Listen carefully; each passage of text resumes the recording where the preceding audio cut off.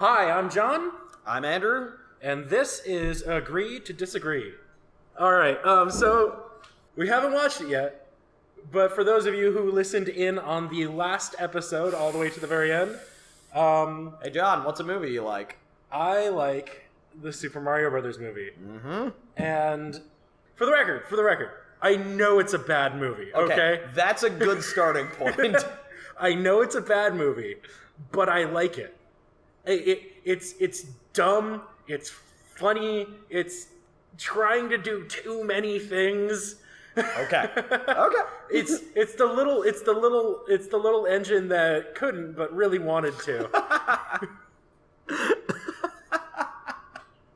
That is like the best line about a bad movie I've ever heard. It's the little engine that couldn't but wanted to.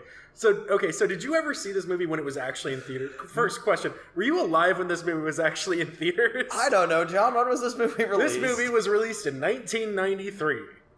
So I was. There was no way I was seeing that in theaters. I saw it in theaters when I was a little hairless ape child. And I love how hairless ape child is your description for prepubescence. yeah, so for the record, this movie came out before Jurassic Park, but in that I'm going to loop back around to that in a bit. No, that's an important point, everybody. Pay attention. This movie came out before Jurassic Park, but it came out after... Oh god, now I took all these notes and now I'm blanking on like this one point I wanted to make. Oh! Anyway, it doesn't matter. Regardless, I think you're going to try and make a special effects point. So yeah, the thing is, this movie came out in 1993, as I've said like 50 million times already, and it is classified by Wikipedia as a science fiction comedy adventure fantasy film. That's not a description, that's just a wall. That is a literal wall of text. I mean, think about it. Back in the day at the Hollywood Video or Blockbuster or mom and pop rental shop, where are you going to categorize this? Oh, God. You categorize it in the bargain bin. Yeah, that's where this goes. The category, where do we put it? And throw it in the bin. Put it in the bin, as I burn my cigar. Put it in the bin. No one actually cares. All right. No one's actually renting this movie. So this movie was starring Bob Hoskins, the late Bob Hoskins, John Leguizamo, Dennis Hopper, and Harry Potter. Late Dennis Hopper, right? Is Dennis Hopper dead too? I think Dennis Hopper might actually be dead. So you got Bob Hoskins, John Leguizamo, Dennis Hopper, and Harry Potter's evil aunt Petunia. Wait, really? Yep, Fiona Shaw. Oh wow, that's unexpected. So of course you have Bob Hoskins in the titular role of Mario, in this case Mario, and John Leguizamo. We'll get into that in a second. John Leguizamo in the role of Luigi, aka Luigi Mario. Yeah, Dennis Hopper, May 29th, 2010. Unfortunately, he passed away. Oh man. Yeah. So he lived to about 74. Okay. Anyway. Yeah. I was going to ask you a macabre question, and I decided to just move on. Late Dennis Hopper as well. And Dennis Hopper plays King Koopa. He plays the ever businessy King Koopa. Because that's what we all imagine the fire-breathing lizard of Bowser to look like, correct? And Fiona Shaw plays his second in command, a completely made-up character that is actually a better villain than Koopa. Although probably could have been Cammy. Oh, could have been. Like, no. Could have been Cammy, could have been maybe Wendy. But I mean, from like a logistical standpoint, it would have actually made sense if it was like the weird, like, mother figure of Cammy Koopa. Like, that would have made sense. Okay, alright. But, I mean, obviously, that's not what this movie did. By the way, it is Cammy, right? The weird magic Koopa that was like his mother figure? Or am I losing my mind? You know what? I don't know off the top of my head. The only female Koopa I know of is Wendy. Oh, but that's why, whatever. That's why the Koopa Links. But moving on before we get into really deep in Mario lore. Let's get deep into Mario. Are we not doing phrasing anymore? So this movie had a $48 million budget. Jesus Christ, really? And made back $20.9 million. $8 million for this. What? You're shitting me. Hey, Caleb. You don't want that in there. That's just woofer. All right, I'm about to spike my beer with more beer. Hang on a second. It tasted pretty gross the way it was before. Let me drink my beer with more. Wow, that is That is a snow globe. You have created a snow globe. That is kind of a nice little Right? For the record, dear audience, I'm drinking a concoction that I am not about to tell you what's in there. Let's just say it's a pan holiday beverage. He is drinking liquefied holiday spirit. Although, ironically, there's no spirits in it. Anyway. Yeah, which is funny, actually. Anyway, all right, so getting back to the whatever point we had here. So this movie had like I said, a $48 million budget, and it grossed $20.9 million. Oh my god. Yeah. So this thing was at minimum a $19 million loss. At minimum. At minimum. I do believe the $48 million does include the budget, the marketing budget. Because this movie was under-marketed. Really? Yes, it was under-marketed, and I think a lot of that had to do with the fact that they recognized the film was crap. Well, first of all, this movie was already using a recognizable brand, so they didn't think, because at the time that this came out, Mario was the biggest video game franchise in the world. Admittedly, and to be very honest, you could probably find a lot of people who would still make that argument nowadays. I have once heard the argument, I don't know if this is still the case, but I've heard that Mario is actually more recognizable than Mickey Mouse. I would not be surprised by that statement. It's still a snow globe, man. Yeah, it's still a snow globe. All right, so let's get into some of the meat of this, shall we? So, do you have any more facts of the film? I've got a couple more interesting facts that I think you are actually going to really like. All right, hit me. So this movie was directed by a husband-wife team, Rocky Morton and Annabelle Jenkel. Does that mean those names mean anything to you? No, they don't. How about the series Max Headroom? Does that mean anything to you? They are the co-creators of Max Headroom.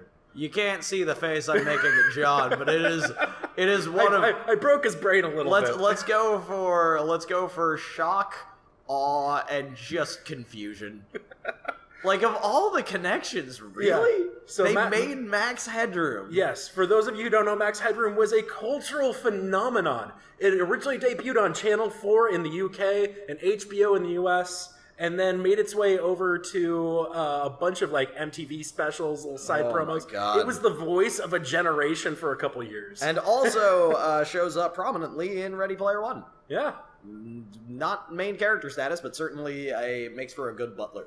And Max Headroom still makes appearances occasionally here and there whenever someone really wants to, dig up a 1980s grave.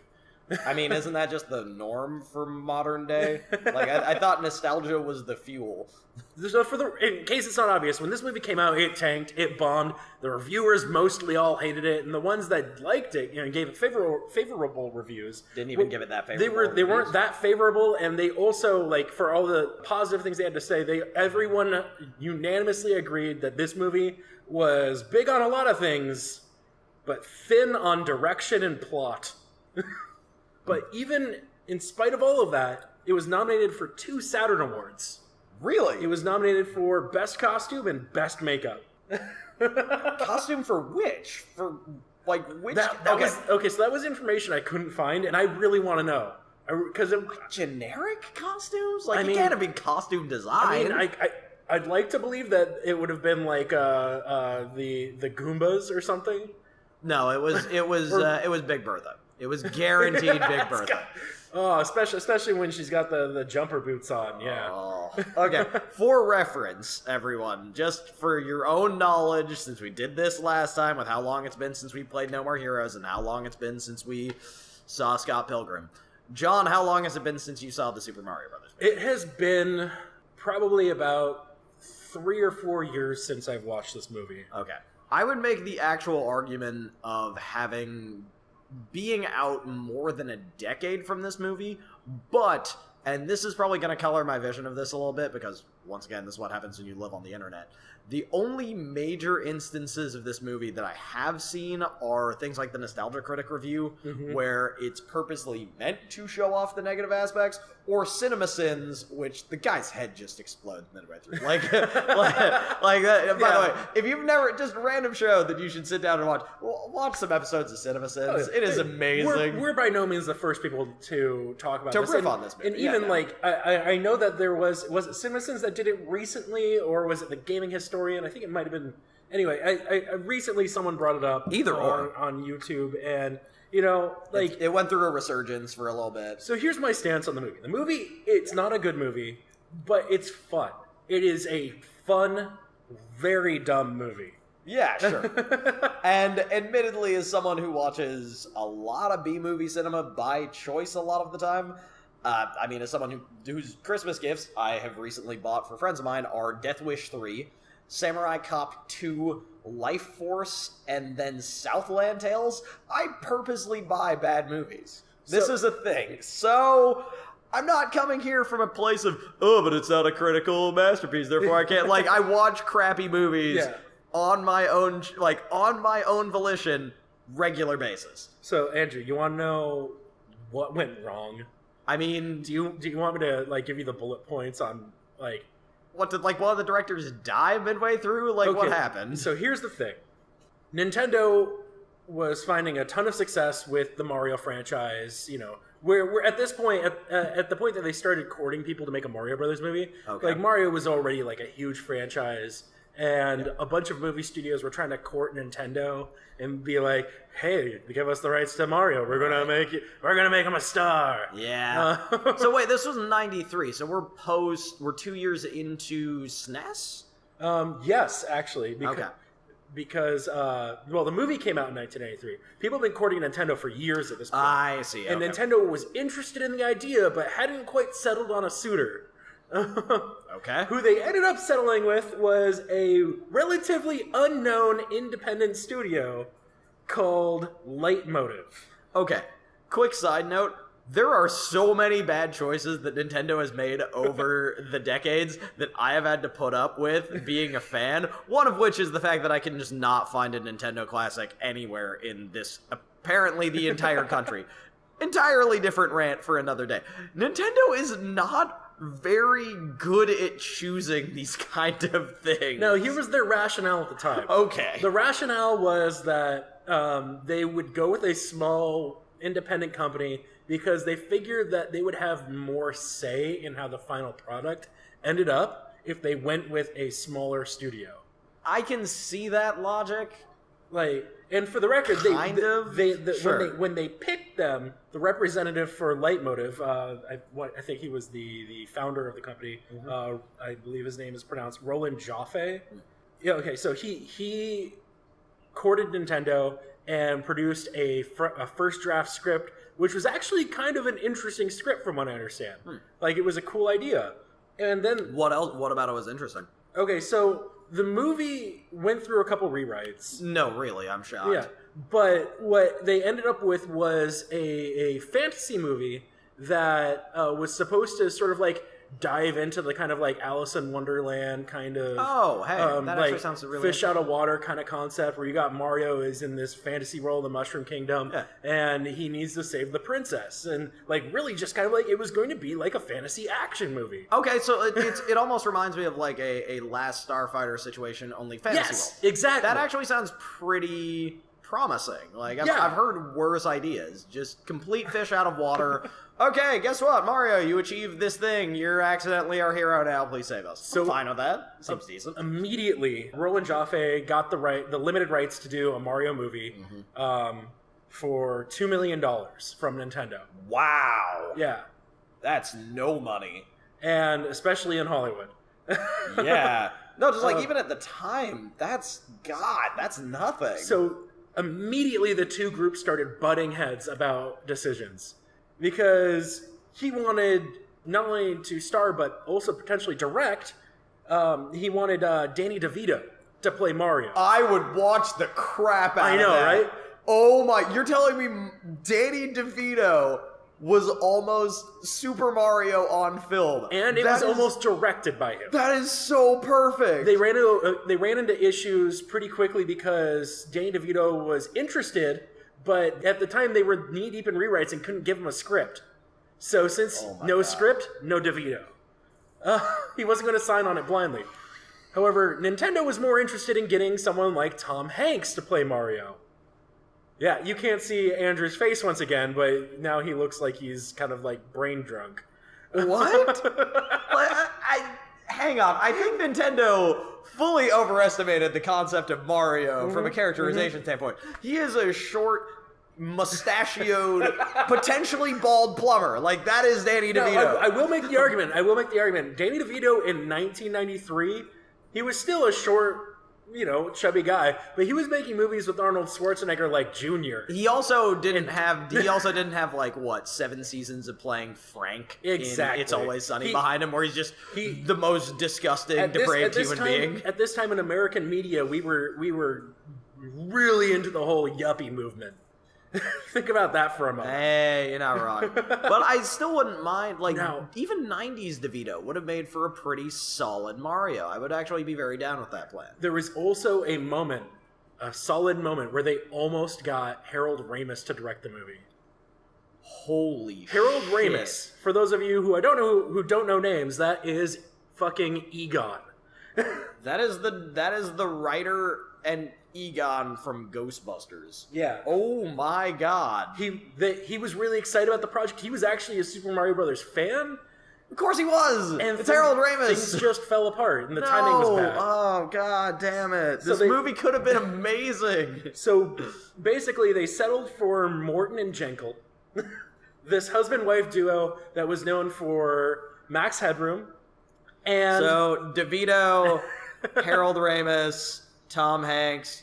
The fucking people who did Max Headroom. No offense to the people who did Max Headroom. Still probably more successful than the both of us. Now here does not excuse this. So part of the reason for the decision was they had just come out with a remake of a classic noir film, DOA. I'm sorry. Maybe it's just that I grew up during the early Xbox era, but you say that and my brain goes in all kinds of different places that it probably shouldn't go.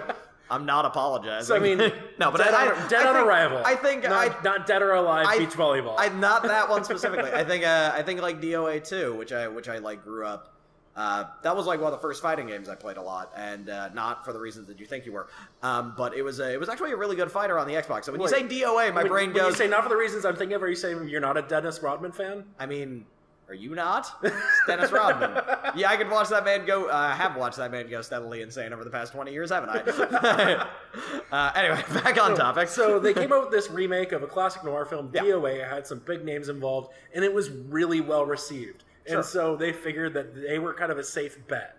Okay, I see their logic. Like, looking back. Unfortunately for the studio that was bankrolling this project, they had other ideas in mind. They immediately tore apart the script. We're doing daily rewrites, and when I hear the phrase daily rewrites, just even without seeing the movie, you know it's going to be bad. The problem was that they were trying to shoehorn another idea for a movie that they had that was going to be like a dystopian future Blade Runner-esque kind of movie. No, really, I couldn't tell.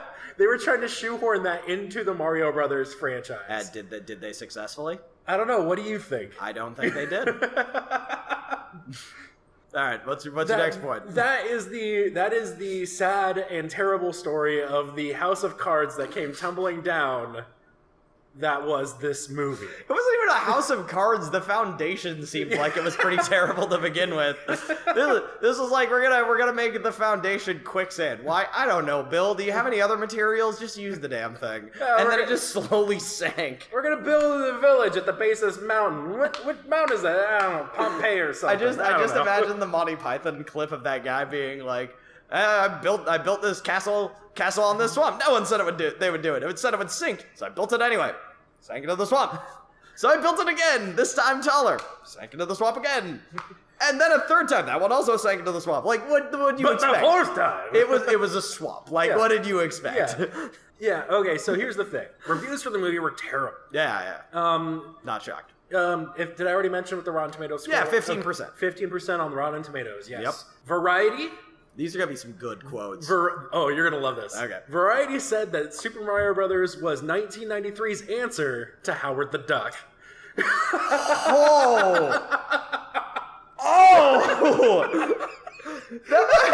might actually be the coldest thing ever put into print. Holy shit! You know, for the record, as a side note, George Lucas was involved in that project, and we still trusted him afterwards. Oh, there's an entire Red Letter Media thing about how he apologized for Howard the Duck. Oh God. Oh, anyway. Okay, that's terrible. The Seattle Times. Hey, local. Yes, local. I had to go local. I saw. Okay, fair enough. They said that they referred to it as an almost plotless affair, but plenty of imagination to compensate. For the record, they gave it a 2 out of 4. So they gave it a meh? Yeah, they gave it a meh. Sure. I mean, I can kind of see the meh rating. The Washington Post, which actually liked it, they gave it a 3 out of 5. The what? Oh, wow. 3 out of 5 is liking it. Okay. Yeah, that's a pretty medium score. It was 60%. That's passing in some places in the world. You'll put up with it. They said Super Mario Brothers may be junk, but it's superior junk. Okay. Okay, at least that's admitting there are problems with the film. The reviewer probably went in expecting something better, got a funny bad movie, and was like, it's pretty bad, but like I enjoyed it. I read the whole article. Yeah. All of these. I read all the whole articles. Yeah, talk about your research. And his review, I'm assuming it was a he. I can't remember if it was a he or she. Anyway, their review was that it's like, you're going to see a movie about a video game. Don't expect much in the plot, and there wasn't much of a plot. Yeah. He's not wrong. But then after that, he says, or they say that the effects were wonderful. The costuming was gorgeous. They did. I think it was Variety actually that said that they did awesome things with the Dolby sound, so that it was actually separated around the theater. Right. That was a day when that was still coming in. Yes, coming exactly. Play, wasn't it? Oh my gosh. And then all 3 movie reviewers loved the setting and effects. They especially, all of them gave call-outs to Yoshi, which at the time, most of these people probably didn't play video games. They might not have known much about Yoshi. All 3 of them brought up Yoshi, and then in the same breath, brought up how excited they were for the upcoming Jurassic Park. Oh, no. And then they realized that Jurassic Park was amazing, and that 23 years later, we're all still like, that genuinely looks like a dinosaur. Yeah. So all these people were gushing about how great the dinosaur effects were on Yoshi, and how it's like, this is really amazing. And if these people could pull this off, I can't wait to see Jurassic Park. And they weren't wrong. Because Jurassic Park looked amazing. Jurassic Park looks more amazing than any of the subsequent films that came after it in the same franchise. Oh my god, Jurassic Park, the original still looks really, really good. Mm-hmm. This, however many years, 22 years later? Yeah. Jesus.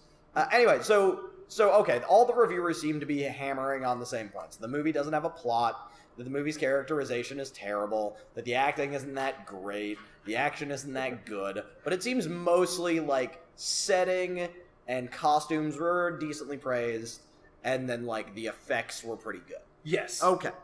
Now we've got a baseline here. So we're going to do something a little different this time. Okay.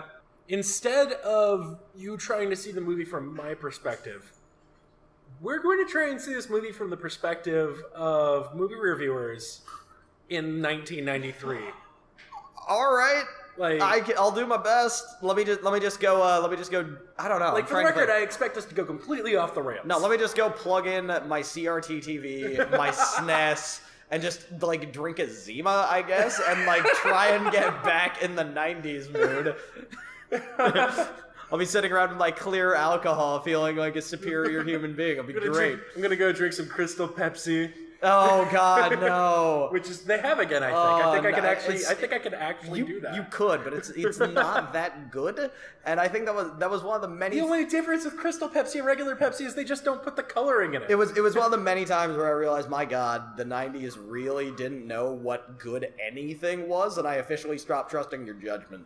That was, I think, the moment where I'm like, wow, nostalgia sucks. This movie came out. It completely tanked. Yeah. Oh, and bomb. There were subsequent. Was this this wasn't the first video game movie, was it? No, but I would say that it's probably the first based on a character as large as Mario. Yeah, definitely.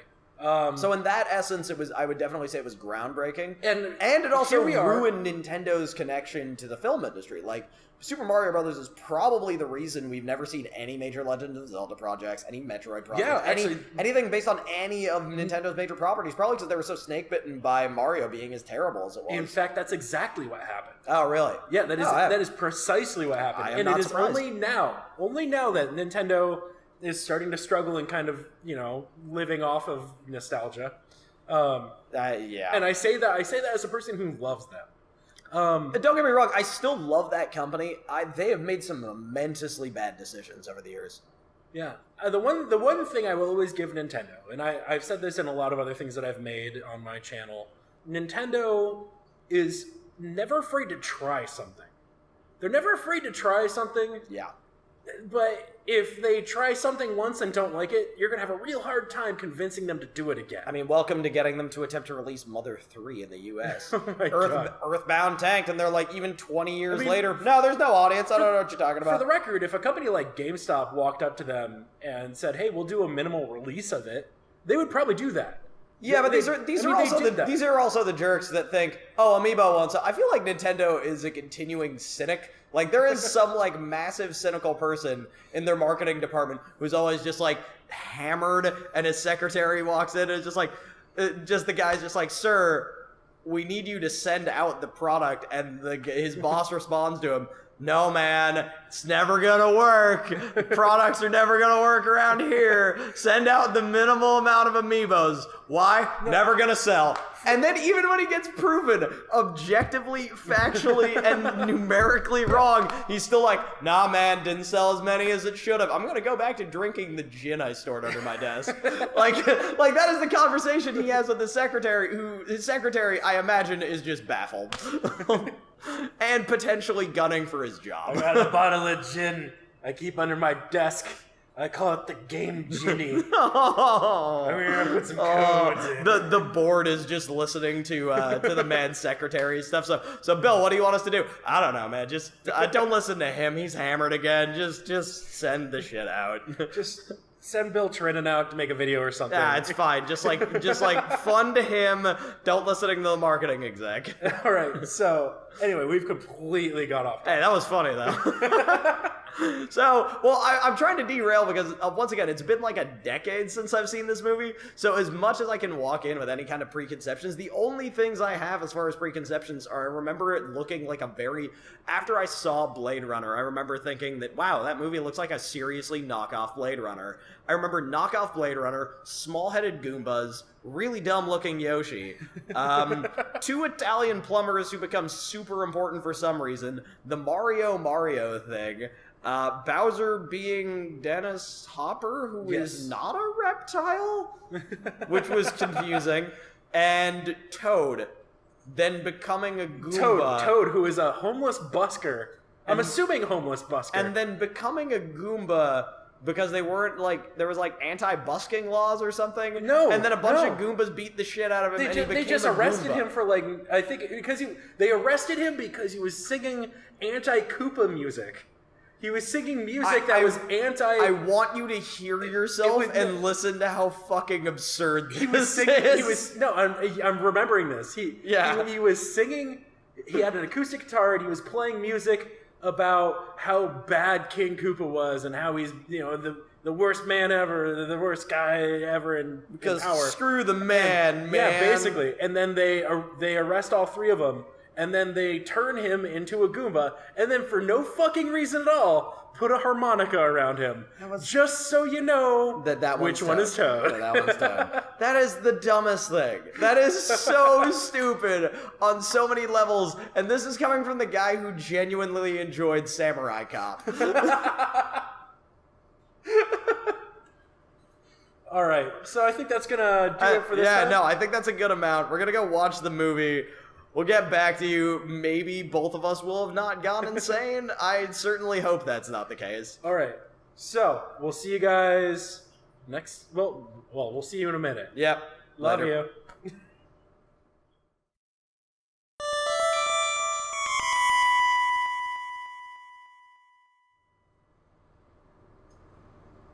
Should we get into this mess, then? All right. 3, 2, take a sip. Welcome back! All right. Once again, as usual, it's been a few moments for you fine people listening, all 3 of you. Yep, and a week for us. And I will openly admit, I watched this movie at the 11th hour yesterday at 10, just being like, crap, I have a podcast to record tomorrow, don't I? Damn it! If it makes you feel better, I watched it yesterday as well at about 7? Okay, so we're like right around the same time. It was a thing where, okay, so I've had a pretty busy life recently, and it has not been easy to find time to work on my games stuff. I will admit that life has been pretty busy for myself in regards to just like finding time to do anything. This week has been nuts. So I have a 2-week vacation next week, but this has been slightly hectic. So all right, so let's jump right into this. What'd you think of the movie? This movie is entertaining. All right, I think I put it best this way in my summary at the end, in that the movie is actually decently entertaining and would be remembered as a cult classic film if it didn't have the Mario stuff in it. That's my exact point right there, that if this was not a Mario movie, it would be a fairly entertaining B movie. It reminds me a lot of, I mean, obviously The Fifth Element is a better film. Yes. Not even a discussion. but from a sheer, like, please tell me more. From a sheer sort of like stupid entertaining movie that really just does what it does without any sort of justification behind it, if you tore out the Mario stuff from this film, I would bet good money that it would be remembered as like a genuinely entertaining, if somewhat stupid, sci-fi movie. Yeah, no doubt about it in my mind. And that's where the Fifth Element reference comes from, because I really don't find that movie that amazing, but I find it also unapologetically dumb sci-fi, and I'm like, all right, yeah, there's my reference point, everybody. so this movie, going into it, now with the initial research I did before watching it again, right, I do, and as an adult who has now also, I've studied a bit of film in my years now. So have I. Since the last time I watched this. Yeah, this movie things happen at breakneck speed once they, like... I think that was my first note, actually, was in 10 minutes, we are immediately into, oh shit, this person that, like, one of the main characters fell in love with over the course of 10 minutes is suddenly abducted by extra-dimensional aliens? Like, that was just fucking immediate. Just like, okay, I actually remember, I think I have it in my notes that I looked at the timestamp and was like, the hell do you mean it's been 15 minutes? Like, that's actually in there. Okay, so the two logos that I'm just gonna start from the top here. Yeah. The two logos that start up when you start to watch the movie. First one you see, Hollywood Pictures. Hollywood Pictures, if you don't know, is a subsidiary of Disney.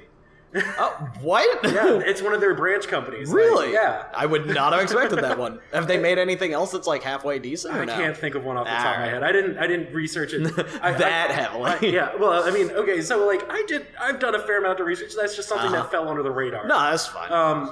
Okay, so after that, you're introduced to the Leitmotiv logo. They're super Technicolor, and you're introduced to an awesome sounding rendition of the Mario Brothers theme. The Leitmotiv logo was slightly blinding. Yeah. I was not expecting that. The music, it's like it gets you all pumped up. It's like I'm gonna watch a fucking Mario Brothers movie. This is gonna be great. The opening music cues actually that's real solid. That was nice. I'm just like, this is awesome. I get the feel. Cue the CD-ROM DOS game quality animation that has no reason to exist. It looks like something legitimately off the Philips CDI. It is exactly so baffling that is the opening of this film. First of all, it's so confusing. There's no reason for that to be like. If someone got paid to do that specifically as like an animation studio, someone needs to get fired. They did a bad job. Oh yeah. And then like I'm willing to put up with it, and then suddenly the Brontosaurus and the Triceratops start talking with Brooklyn accents.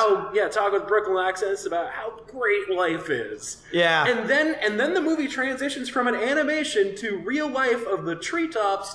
And then the meteor falls. It's why did they decide to do that? It's the most baffling conglomeration of shots I think I've ever seen in a film, where I'm just like, and that combined with Mario's exposition that has no other purpose than to be needless plot development at the beginning of a film, when legitimately, if you had found that out halfway through the movie, that would have actually been kind of interesting to be like, oh, so that's what this secondary world is. That makes some sense. But no, that is our introduction, and it's terrible. And then you're introduced shortly after. Well, okay, so then that transitions to another prologue scene because the Super Mario Brothers movie is so dense that it needs 2 prologue scenes in the first 5 minutes. You have a woman running down the street clutching something that you assume is a baby, or whatever. Turns out it's an egg. It's an egg with her unborn child in it. Because that's how reptile development works in this weird off-dimension world, that you can have human beings that are also somehow reptiles. Which, just side note about the whole movie, that makes no sense. This whole movie takes a bunch of logic leaps for granted. Like, for instance, she's running down the street, and then she drops her little unborn bundle of joy down in front of a church with nuns in it, which is a normal trope you'd expect from a movie, but with background knowing that this is a person from another dimension, how would they know that? How would they know that? It's so anachronistic and makes no sense. It is. Anyway, let's ignore that. Well, quick note, one of the funniest things, so I ended up actually watching the CinemaSins episode after I watched the movie, just to be like, how much of this shit... Hey, don't buzz market. Hey, fair enough. But how much of this stuff that I caught did they also catch?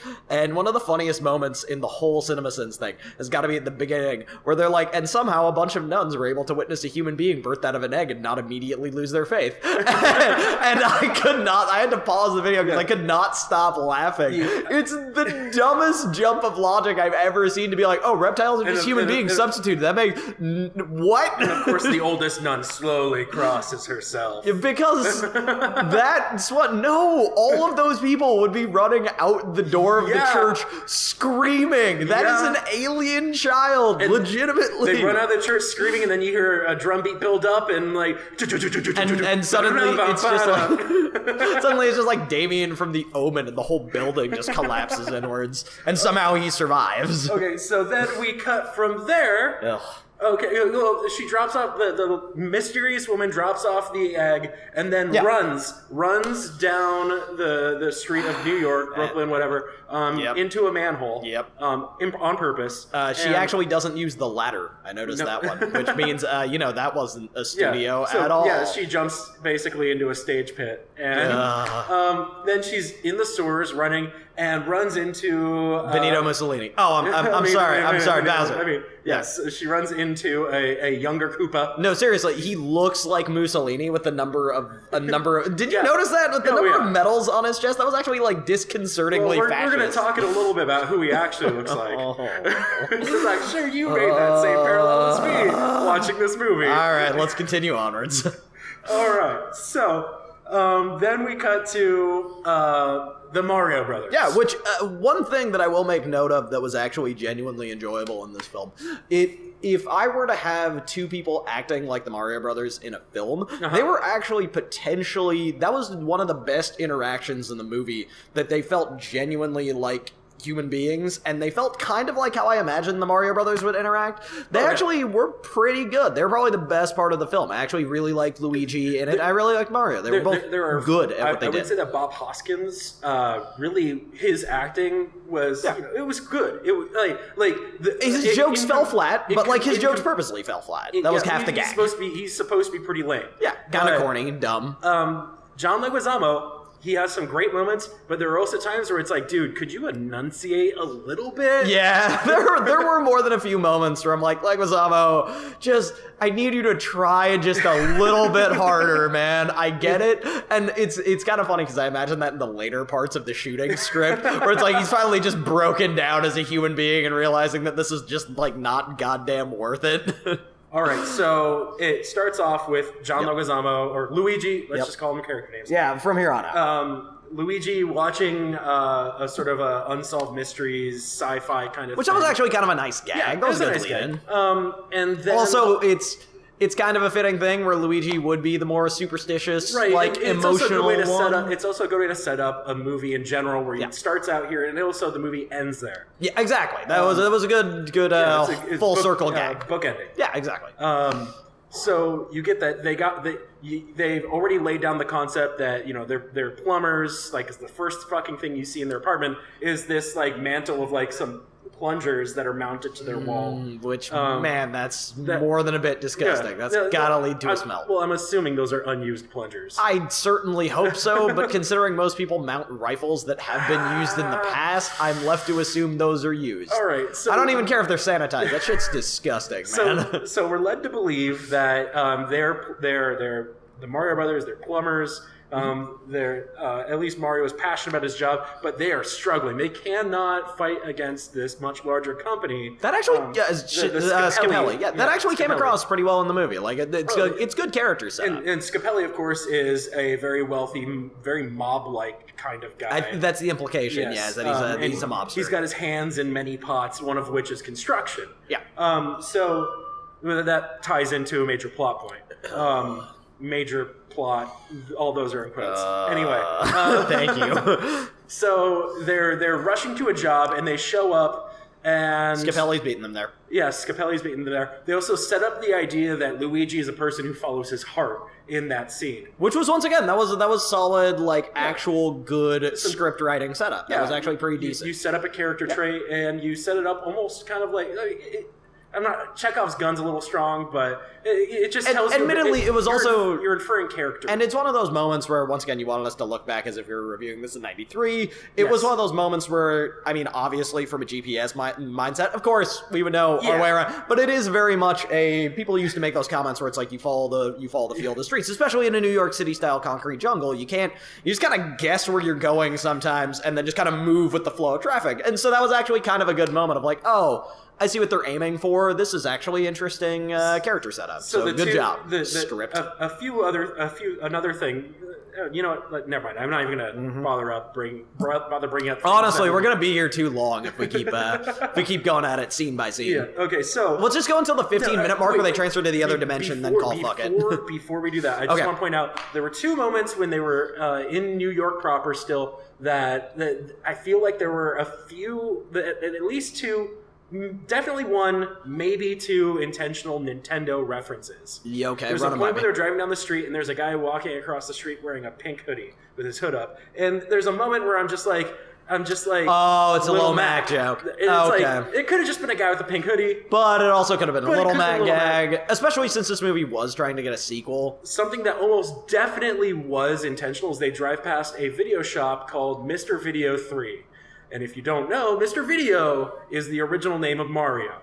Really? Yes. I actually legitimately did not know that. If that is a complete coincidence, that is the most fucking strange coincidence I've ever seen. That is actually a really solid... Wow. I kind of want to look that up now to see whether that was a coincidence. All right. So after that point, they meet up with we get a scene of Scapelli harassing a young woman at a construction site, who turns out the construction people dug a little bit too far and found dinosaur bones. They dug too deep. Too greedily. For some reason in Brooklyn, which, like, fine, it's a movie. I can work with that. The size of that looks like they're building a tunnel. Whatever the hell. And then we run into Daisy, who is the other main character of the movie, who gets less screen time than I'm pretty sure most of Bowser's henchmen, which, like, we'll get into later. Yes.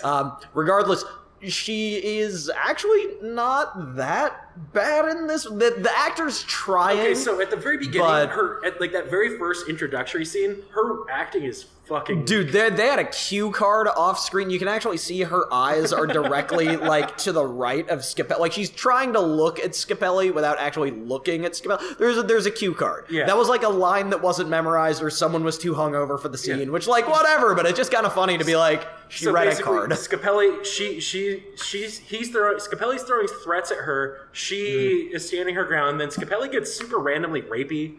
Yeah, that was weird. And then, but once again, okay. And then I'm not justifying it, but in defense of 80s and 90s movies, all of them do that for some reason. Every villain can't just be a villain; they also have to potentially be a misogynist as well. And it's just like, well, that's unpleasant. Well, I mean, there are two villains that aren't misogynist, but they also kind of become heroes. So no, I mean, not in this movie. I mean, just in 80s and 90s movies in general. That's a weird trope that always just shows up in those movies where it's like, the villain can't just be the villain, he also has to be a disgusting pervert, and you're like, well, that's just unpleasant. He's not just bad in one way, he's all around bad. He is all bad. Okay, so Luigi runs into Daisy. They go out to dinner, which that was and rushed.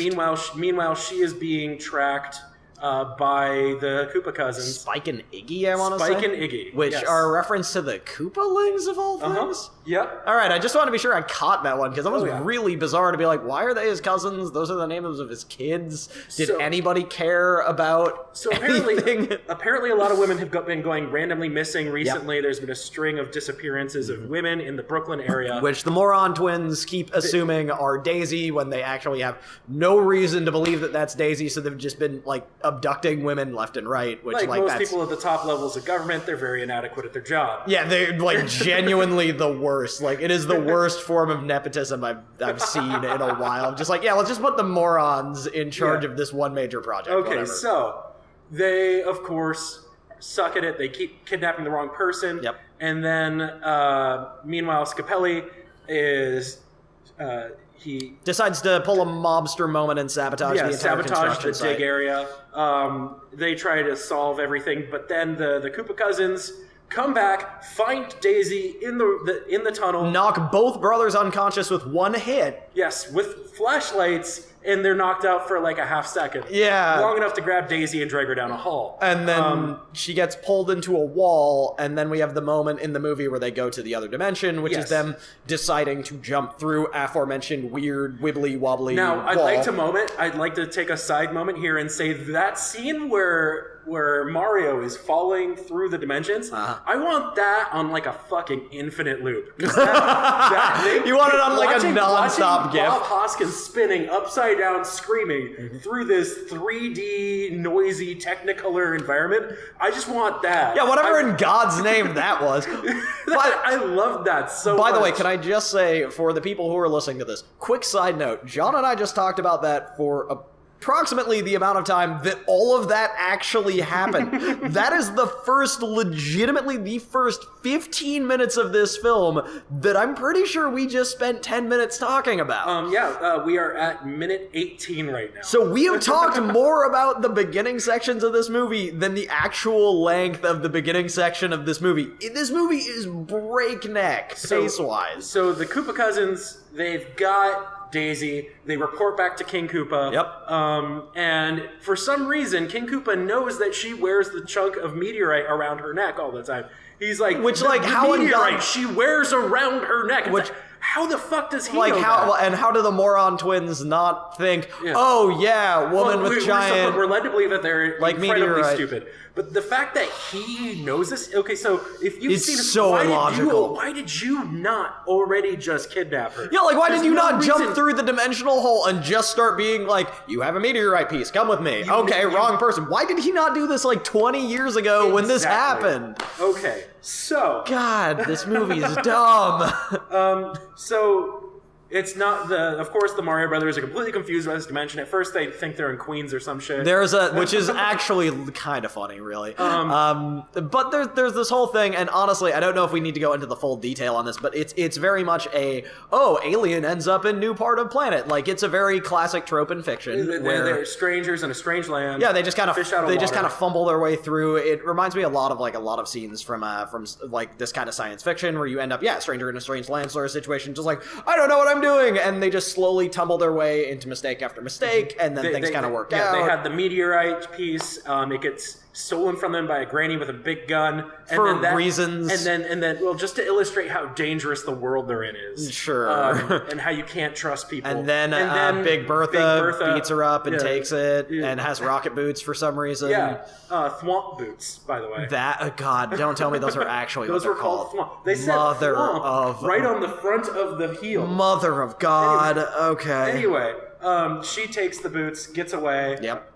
Or she takes the rock, uses the boots, gets away. And then it isn't very long until they run into Toad, played by Mojo Nixon, which, if you don't know who that is, he is a psychobilly artist. He's a musician, psychobilly artist. What? Yes. He's been on the music scene since 1985. Let me just say, I think Toad might actually be the most confusing part of this movie from a plot standpoint. Like, I mean, well, obviously, like, there were so many moments throughout later parts of this movie where the leaps in logic get so dramatic that I don't know why we keep doing this anymore. Like, why in God's name did they change Toad into a Goomba? How did he grow in like that much size, and how did the uniform fit him?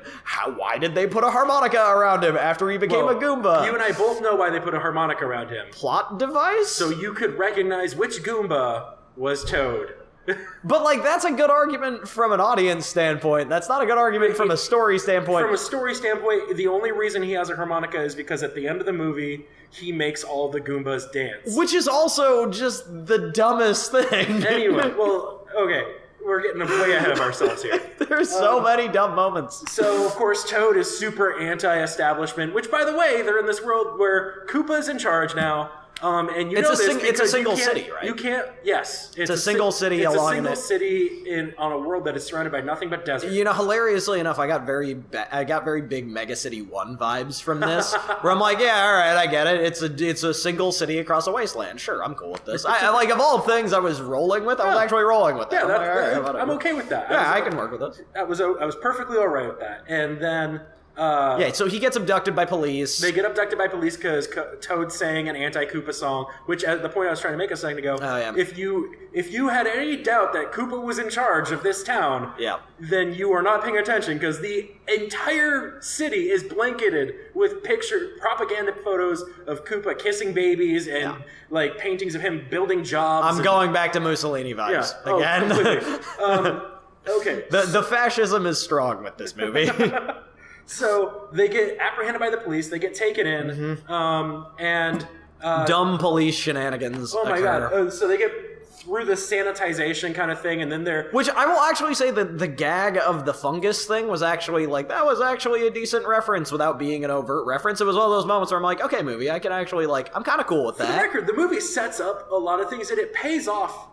Pretty much everything it sets up in a major way. However, the problem is the payoff and the setup are both poor when the movie is itself a very poor film. Also, the way in which these things get resolved is usually pretty poor. Exactly, very illogical and shit like that. Anyway, so they continue through the police process. Their photos get taken. There's a really great moment where they get taken to the de-evolution chamber. Yeah. The Devo chamber. Oh, by the way, I was going to say, are we going to talk about the dumb naming convention on that? Because my God, is that terrible. Well, I have a feeling that they specifically called it the Devo chamber to make a reference to Devo. Which is also completely dumb, because did Devo ever stand for, or was it just the band Devo? I'm pretty sure. I know very little Devo. They're just making a reference to Devo. I just wanted Whip It playing in the background. Because the people who were involved in making this film were also really big into making music videos and the music culture. That's why you have Toad being played by a psychobilly musician. Jesus That's also Christ. why this is all making sense. One of the Koopa cousins is played. Is he also played by a psychobilly person? No,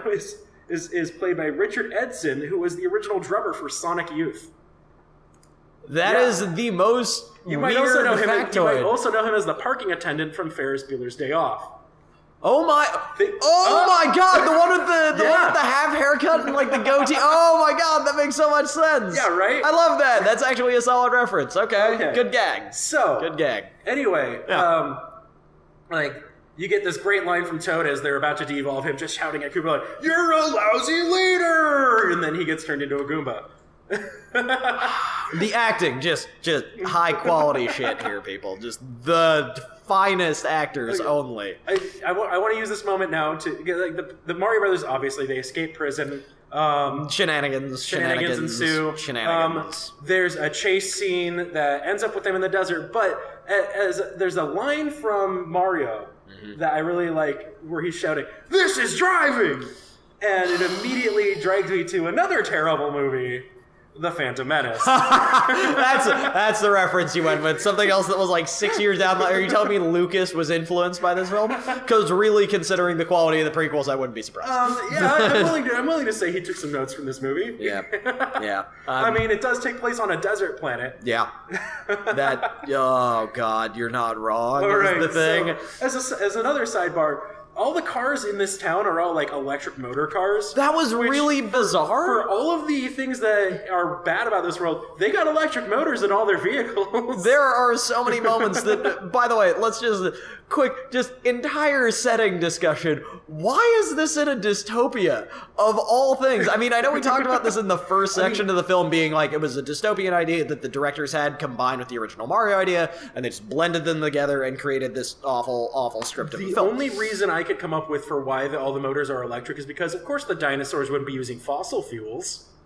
Oh shit, that actually makes sense. That's the logic. That is actually the most surprising. That's actually no solid. I hadn't even thought about that. No, that makes sense. Of course, they all control their computers by shooting them with light guns, but let's not get into the stupidity of that. All right, so they end up in the desert. Yeah, and then Koopa gets frustrated that the cousins haven't caught them yet. And then one of the dumbest moments in the movie happens where he just spontaneously makes them like 9 times more intelligent. Decides to make them super smart. And I have been confused about that moment in the movie since I watched it yesterday, being like, why? And of course why were they not like that in the first place? As soon as he makes them super smart, they do that typical kind of like internet smart thing where they try to like immediately challenge each other to like math problems. They challenge each other to like IQ contests, and then he's just like, and then Koopa has a moment where he's like, look, betray me and I'll kill you, now get the hell out of the door. And then they go to the desert and hunt after the Mario Brothers. Other thing, by the way, so we haven't mentioned this character yet, but she's been important throughout the scenes we've been Fiona mentioning. Shaw. Why is she there? There are so many moments where if I'm going to go back, if I were to get the chance to go back and write a better movie. Okay, so Fiona Shaw plays the role of Lena.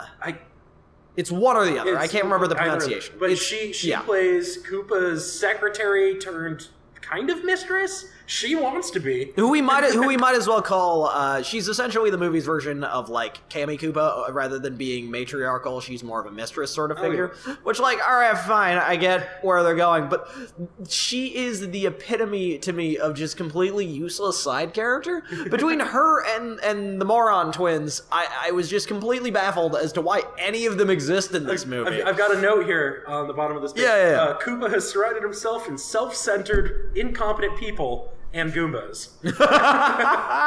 I mean, you're not wrong. At least the Goombas. Then again, the Goombas have never been effective in that entire film. I don't think they ever did anything effective or useful. They just kind of bumbled around and shot what I am assuming to be called. And I thought of this, and I'm rather proud of myself since they never named the weapons. I assume that is what the directors called fire flowers. Oh, yeah. See? I'm not happy I got that one. I never assumed. I never thought, that's gotta be... It's gotta be the gag, where it's like, oh, our fire flowers are rifles. Why? So back to Fiona Shaw. Yeah. Fiona Shaw has a really great line when she picks out Daisy from all the other kidnapped women. She looks at her and says, "You have your mother's eyes."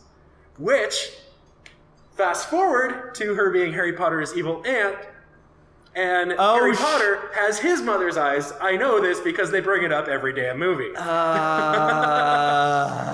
Parallels, man. Yeah, parallels. There we go. All right. Well, okay. So more things happen in the plot. Things we have just pushed to the sidelines because we need to get through the main plot. Because at this point, so at this point, we're halfway through the movie. Oh, God, you see, the thing is, you say that, and I've come to realize, I think the main problem with this movie is just the sheer pacing. Like, the pacing is the issue here. It goes breakneck and then slows down to a crawl for an hour. Yeah, so the Mario Brothers are in the desert. The now super intelligent Koopa cousins still can't drive a car and get themselves stuck in quicksand. For some reason, can't drive a car, drive it straight off a cliff, end up in some like swampy quicksand. And then the heroes have their like glorious returning to the battlefield moment where they try and go back to Koopa City or whatever. They come to an agreement that if they get the rock, that if the Mario Brothers get the rock for the Koopa Cousins will take them to Daisy. Yep. Because at this point, the only vested interest that the Koopa Cousins have is they just don't want to die. They don't care what happens outside of them accomplishing what they're supposed to do. And then we get an entire dumb scene of them going to Big Bertha's club and stealing back the rock. Yeah. Which, by the way, pointless scenes as well, where it's just like, why is that there? They go, yeah, you know, let's go to this club. Wearing completely movie. the wrong colors. By the way, minor moment that just completely pissed me off. It's like, you had the opportunity to put them in green and red suits, and you just chose not to. You put Mario in yellow and Luigi in green, because the directors Luigi in red, because the directors of this movie are assholes. They were halfway there. They had a red suit. They just put it on the wrong guy. It was so dumb. No, and then, okay, so club scene happens. They're in the club. Mario hits on Big Bertha and steals the necklace back. And then, which, like I said a second ago, this is a kids' movie. Yep, they're that's in a a thing. club having drinks. Throughout the movie, everyone's having drinks and smoking cigarettes and all sorts of stuff. Yeah, there's a lot of smoking in this film. There's a lot of smoking in this movie. Anyway, the rock gets stolen again by... For the record, this is 1993. By then, we've already gotten real super sensitive about that. Yeah, I think the smoking ban was actually in effect, film-wise at that point. Anyway, so at that point, Big Bertha loses Rock to useless character number 7. Useless character number 7, which is just what I'm calling Lena at this point, because I don't actually want to say her name, because I kind of forget it half the time. All right. Delivers it to Bowser, who then... No, she doesn't deliver it to Bowser. She's trying to deliver it to Bowser. Bowser's caught up his own shit, real mad because everyone around him is incompetent. Which, I mean, he has every right to be mad about that, because everyone around him is incompetent. So she decides to do it for herself, because the major crux of this whole thing, the reason they need both the Rock and the princess is the only person who can withstand the power of the meteorite. To be able to fuse the worlds together. The worlds together. Which, by the way, by the way, that's the entire plot of Koopa. That's Koopa's drive. Also, but speaking just from a dumb plot standpoint and things that logically don't make any sense out of the movie's, like, reasoning, how does a guy who's basically mayor of New York City think that he can somehow rule the entirety of the planet once the worlds are fused together? He does have Devo guns. He's got Super Scope 6 Devo guns. Oh, God, that was... I wanted to be sure that was a Super Scope. Yes, I didn't... I caught that. I'm like, did they just repurpose a Super Scope? Oh, yeah. Good to know that I was right. So, yeah, dumb plot happens. Mario frees his girlfriend, who has been inexplicably also abducted in this nonsense. And then they have that great Mario 64 style tunnel chase. That was actually kind of entertaining. Like in a different movie, that would actually be pretty entertaining. No, they're riding on mattresses. Yeah, and then they slide out of the pipes, which have been frozen because the Mario Brothers messed with the temperatures. So this movie has a lot. Let's finish the plot and then I'll get back to this. Yeah, so they fly out of the damn tube. They hit Koopa because reasons. He was walking outside for some reason. Then they distract him by trying to steal the rock, and meanwhile Luigi is also trying to get them back to a different world. Right. They get the rock back. Meanwhile, they find out that the fungus that's been choking this city is actually the king. What remains of the king, the first victim of Koopa's de-evolution. Who is also Lance Hendrickson at the end of the movie because reasons. We'll get to that. Anyway, so dumb things happen. Useless character number 7 manages to get the rock to the meteor and then like fuses it together and then immediately dies. Because apparently Daisy is in fact the only person who can withstand the power of the meteor. The worlds fuse and he de-evolves Scapelli, which once again, to quote CinemaSins, because a man changing into a monkey because of a rifle is funny, not actually one of the most horrifying things the human beings on this world could ever witness. All the people standing around watching it just start laughing. When really, that man just turned into a chimpanzee in front of your very eyes, that would be horrifying. So 2 people materialize out of nowhere. 3, because there are 2 Goombas in with them. All right, 3 people materialize out of nowhere. One of them shoots a random person with a rifle that turns him into a monkey. And keep in mind, Goombas don't look like human beings. They look like very large reptiles in suits. Also, he's not a monkey, he's a chimpanzee. Yeah. Anyway, and then they disappear again. And this is the funniest thing ever to everyone in New York. That would make your head explode. For the record, New York people the stereotype is they're jaded and they've seen everything. But you gotta admit that someone would suffer an aneurysm from that. Right. Like, there would be a dead man on the street because of, the neurons in his brain detonated. They end up back in the dinosaur dimension. Meanwhile, there's been a Bob-omb walking around that we with Reebok sneakers. With Reebok sneakers. Because if you didn't, did you know that they wear Reebok sneakers? I didn't know that they wore Reeboks. That's kind of cool that they wear Reeboks. Reeboks. Okay. Reebok. That was so dumb. That was the worst bit of product placement.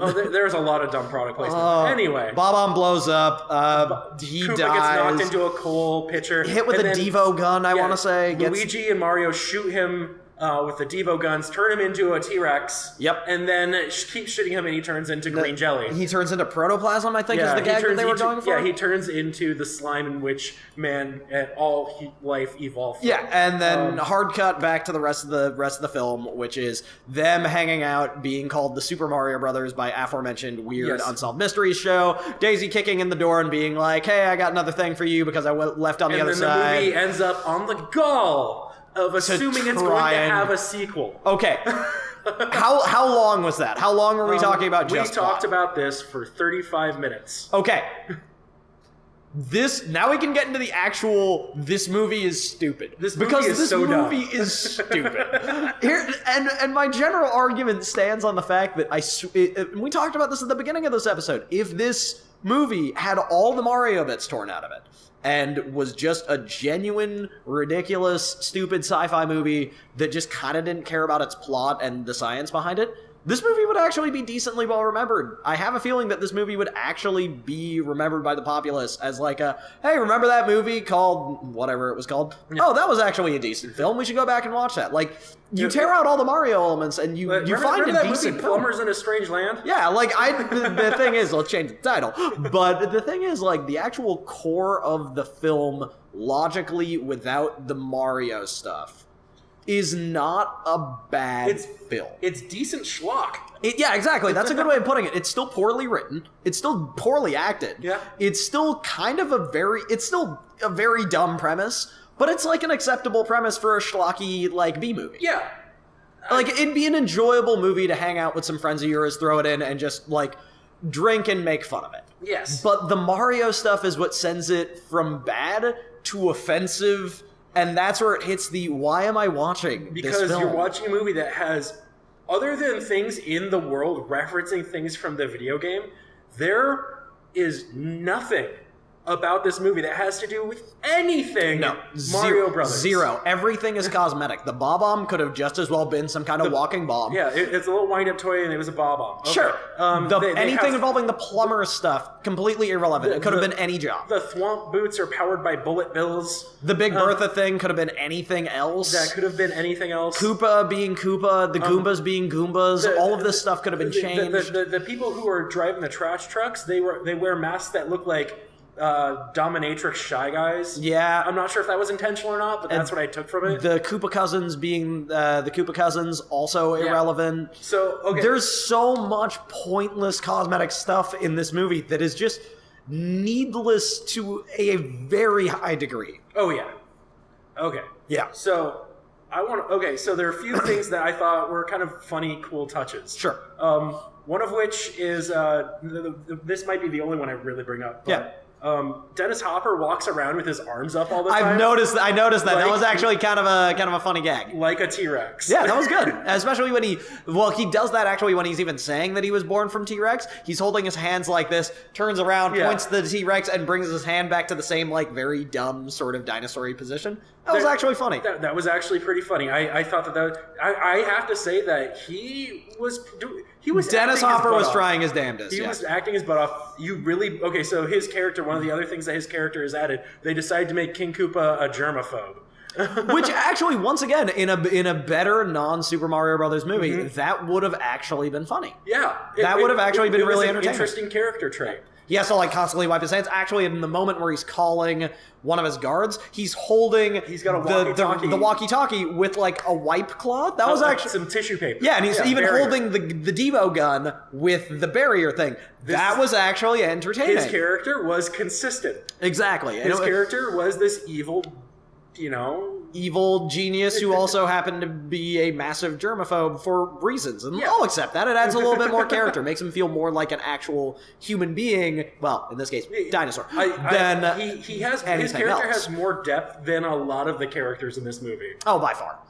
And Dennis Hopper actually trying as hard as he was, certainly, it reminds me a lot of M. Bison's performance in the Street Fighter movie. Yeah. Where the reason M. Bison is the best remembered part of that movie and not Jean-Claude Van Damme's Guile is because the guy who played M. Bison is actually trying very, very hard. Yeah. Okay.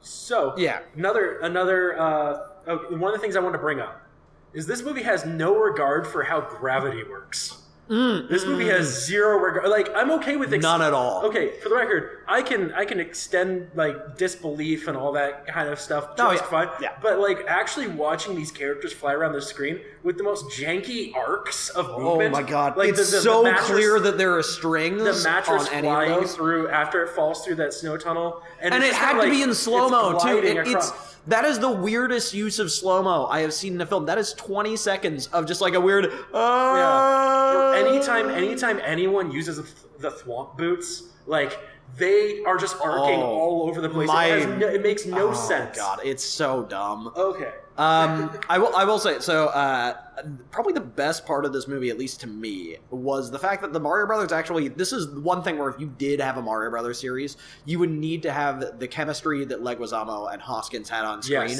between Mario Brothers. That was actually probably one of the best things about the film, is that the Mario Brothers actually felt like A, brothers, and B, like Brooklyn, like guys from Brooklyn. Like they felt like human beings who would have grown up in that area, thrown into a different world, doing the best they can to make it through. The fact that the world they fall into is incredibly dumb and works by no sense of logic. That's notwithstanding.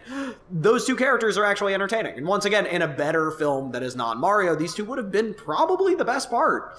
They're really funny. They play off each other super well. And they actually kind of fit Luigi and Mario decently, where Luigi's very like, whatever, I'll just roll with it, and Mario's just like, God, you're the worst, but I will deal with it. It fit. It worked really well. Okay. I enjoyed that. So, we already talked about Lance Henriksen. Yes, who was in this movie for probably the only funny moment, like genuinely very funny moment in the film, of him coming back from a fungus, feeling himself and being like, oh, God, I'm back. God, I love those plumbers. Yeah. Was kind of funny. It was actually funny. The fact that he goes back to normal, there's no real reason that he does, except if for some reason there's magic and Koopa held a curse on him. Yeah, that was, once again, really dumb and doesn't abide by the movie's own in-world logic. So we also talked about, I mentioned Mojo Nixon playing Toad. I also mentioned Richard Edson from Sonic Youth playing one of the Koopa cousins. Yep. There are a couple other actors. I wanted to see what else they had done. Which, by the way, if you didn't know, Lance Henriksen was Bishop in Aliens. Yep. And he was also the detective who gets killed in Terminator, which actually is one of my favorite roles he was in. Yep. There's a lot of stuff that Lance Henriksen is just genuinely very good at. I looked up, dude, that is a guy who, I was just looking at his list of, like, credits. It's a long film. This guy acts in at least 6 things a year. And the thing is, he's the traditional definition of a working actor. Oh, it's not any major roles, but he's just constantly doing stuff, and that's great. Yeah. So I also looked up the person who played as Daisy. Her name is Samantha Mathis. Yep. I didn't even think about this. She plays Maria Castle in 2004's The Punisher. Right? That is the most obscure reference, but sure. She also does the voice of Krista from Ferngully. Ferngully, the last Wait. You mean the fairy kid? Yes, she is the fairy in Holy crap. Ferngully. Wow. All right, that's... She's also in American Psycho. Now you're just throwing movies at me. This is bizarre. Like, this is a person. It's like, oh shit, she's also done a lot of stuff. Yeah. And then of course Okay. the other Koopa cousin. Yeah. Do you know who that is? No idea, but he did seem familiar. That's Fisher Stevens, who is famous for playing a very culturally insensitive character in Short Circuit. He puts on brown face. Oh, no. All you had to say was brown face. Just, God. He's famous for playing the Indian guy in Short Circuit. God. This is the quality of acting we're working with, people. Yeah. Okay. So I feel like most of my general review and just looking back through my notes seem to come into the same sort of consistent problems where the world is just not... Like, it moves at a breakneck pace and then slows down immensely. Oh, yeah. None of the world's internal logic makes any sort of sense to the point where it just genuinely takes you out of the film. Mm-hmm. Most of it is decently acted, but, like, there are very large gaping moments where you're just like, that is the worst line reading I have ever heard. Who hired this person? Yeah. And then once again, it had the gall to think that it was going to get a sequel, and that was completely baffling. And just one of the... Also, it has an end credit scene. Did you know that? Yeah. Yeah. Oh, yeah. At the very end of the movie, you see these Japanese people talking. You don't see who they're talking to. And like, we want to make a video game on your exploits. And it's then, the Moron Twins. Yes, and then it's the Koopa Cousins. Because, Cool. once again... Reasons. The reason being that the people who made this film had no respect for the source material. Well, I mean, are you surprised? Once again, it was the 90s and it was an adaptation of a video game. I really don't think a lot of people cared. It was one of the first, I think it might be the first movie based on an actual existing video Regardless, it's the first major, and it's certainly nowadays one of the most famous. Just for being so illogical and unconnected from the actual source material. At least with something like Assassin's Creed that once again is coming out in like the next month or so, I want to say. It looks at least semi-connected, like there are mentions of the Animus, like the plot seems similar, although it's definitely a different era from the Altair stuff. Right. It looks like they're at least trying to get things right. This movie just no one cared.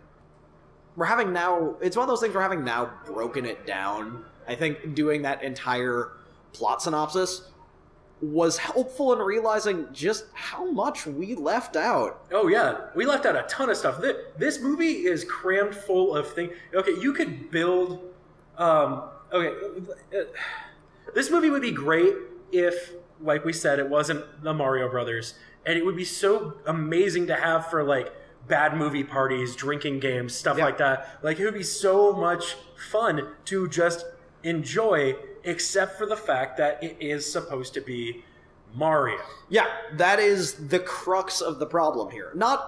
And also, I mean, there are other main issues. I feel like the source material is the main issue, but the other thing that, like, you can build 3 films off all the subplots they have in this movie. Like, if you were to go bare bones film direction, and just have only Koopa and none of the henchmen, you could actually build potentially 2 movies entirely off of these concepts. It doesn't make any sense that they were somehow all fused together into this weird cacophonous monstrosity of a movie. But you're right, when it comes down to it, the main problem is the fact that the source material just is recognized but completely ignored. Exactly. So, last question related to the movie. Yeah. Would you recommend people watch Super Mario Brothers? So here's the thing. I sit down and watch a lot of bad movies. Right. I have bought, for even my friends this year, I've said this before, Death Wish 3, Life Force, I bought a buddy of mine, American Ninja earlier, Samurai Cop. Like, I sit through and watch bad movies because watching bad movies is really, really fun. As I said before, this isn't bad. This is just, like, offensive to a part of me that if you are in any way a fan of the Mario Brothers movie, if you are in any way a fan of the Mario Brothers, this movie isn't fun. It just hurts. Like, it's not an entertaining film even from a bad standpoint. I would definitely say no, never watch this film, even for I'm just gonna watch a bad movie. No, like, go watch a better bad movie. This just hurts. So, I would agree with your sentiment 100%. I came in saying that I like this movie. Mm-hmm. I still do, but I don't like it for the reasons that I thought I would like it. Okay. And also, we didn't really talk about this at all. Yeah. But there are certain things about watching the movie that hit a little close to home with reality right now. You mean all the weird, like, Trumpian stuff this movie is very Trumpy. It's a very Trumpy movie. It's a very Trumpy film. Which I'm wondering if they actually base part of Koopa's character around 1990s Donald Trump, and now I'm concerned that art is reflecting reality way too real 20 years ago. Yeah, so there was a somber realization in a lot of that, especially, like, I don't want to get too deep into this. No, that's fine. We could potentially do a whole other recording. Oh, probably about that. Yeah. So I'm not going to say what it is, but while we were talking, I did think of another topic that we could do. It's not going to be the next one we do, but I thought of another episode. I thought of one. I want people to guess what it's going to be. Oh, fair enough. But so go ahead and guess. Yeah, but you thought of one. Yeah, John. You know what I really hate? What do you really hate? The Harry Potter series. Oh, fuck you! And episode 4, everybody. We'll see you next time. Thanks for watching Games, Games, Games. If you want to see more videos like this, or if you have any ideas about future videos, why not subscribe to this channel or shoot me a tweet at GGGamesShow. And as always, thanks for watching.